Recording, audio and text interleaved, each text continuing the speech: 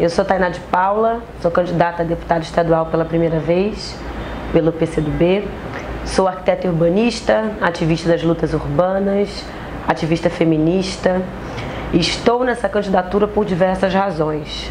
Uma delas é para a gente começar a discutir de uma forma mais qualificada a questão da desigualdade urbana, a questão da pobreza colocada nas cidades, nos territórios.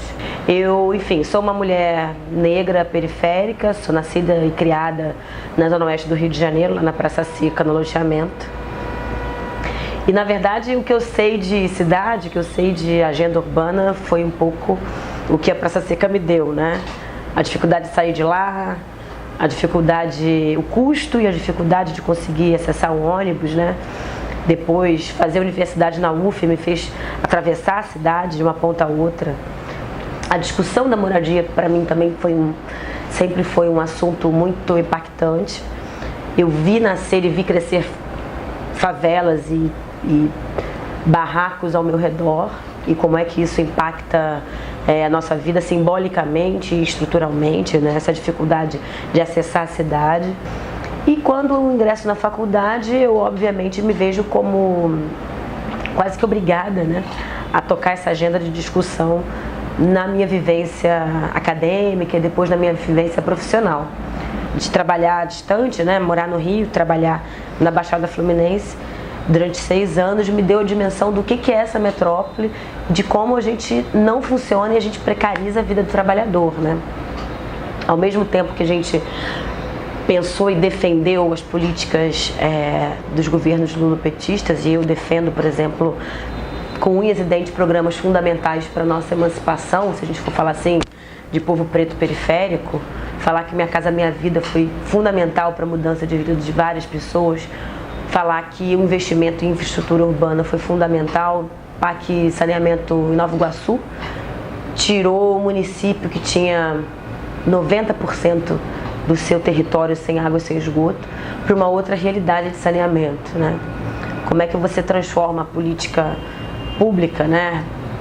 Os projetos de lei que são construídos nas casas legislativas em política efetiva, concreta lá no executivo.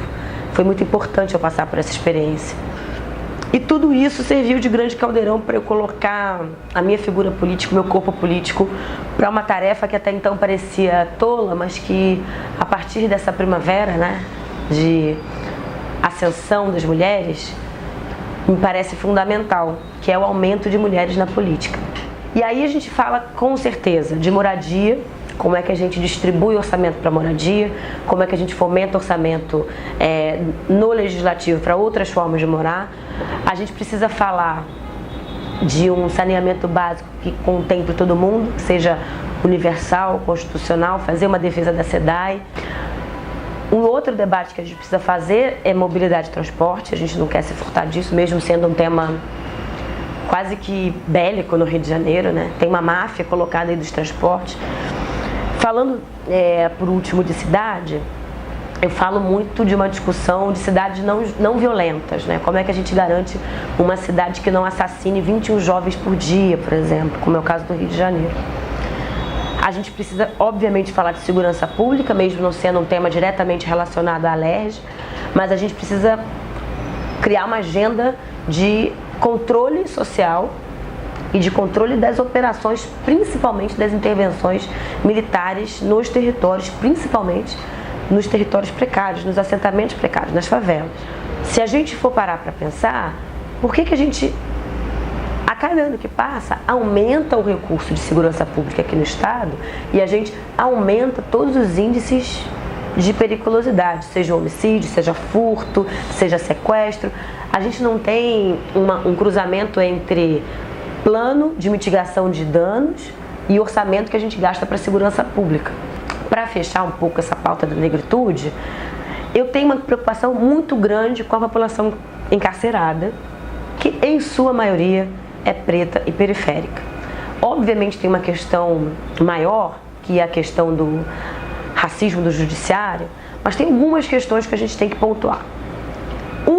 É a questão do cumprimento, por exemplo, garantia de cumprimento das ações judiciais e principalmente das ações restaurativas. Como é que esse cara fica o menor tempo, de fato, nas prisões, como é que ele tem acesso ao habeas corpus. E aí eu estou falando basicamente de um fortalecimento da Defensoria Pública.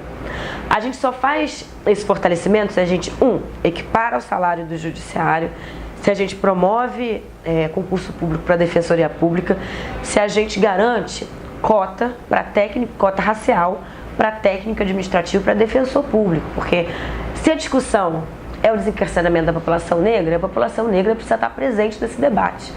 É óbvio que a gente tem que garantir e defender com unhas e dentes a Defensoria Pública, mas a gente precisa enegrecer uma instituição que impacta tão diretamente a população negra periférica.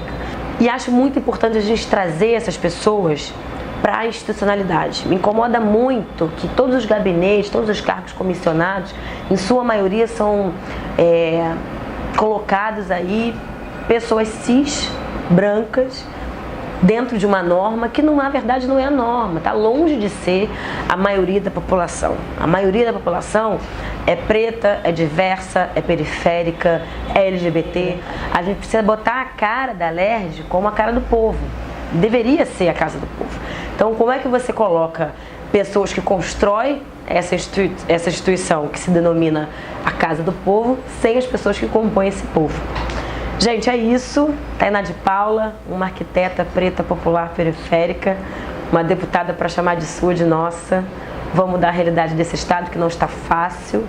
A gente vive um momento de fascismo, de pós-golpe, mas a gente precisa botar a gente nossa qualificada lá, na luta, na rua e na raça.